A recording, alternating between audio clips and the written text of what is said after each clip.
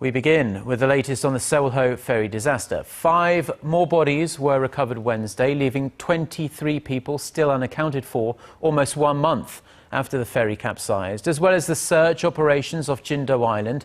The search goes on for those deemed most responsible for the tragedy. State auditors are also scrutinizing the government and Coast Guard response to the sinking. Kwon So-a starts us off.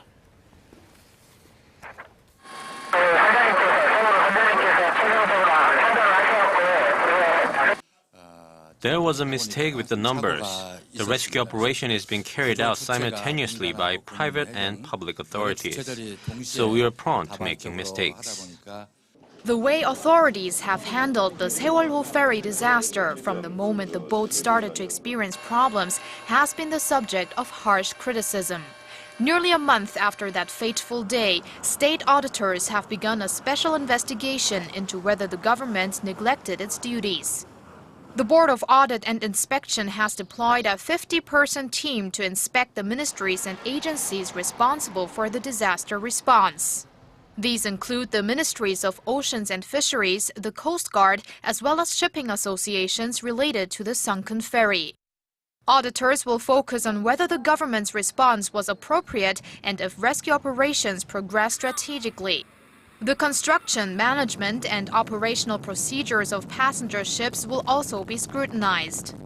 Further on, the audit team will look into how the government is supervising safety measures.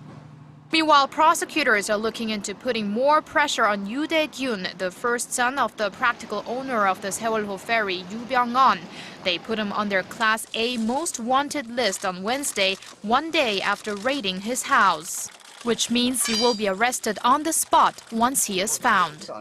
There are concerns he may attempt to flee the country if he already hasn't.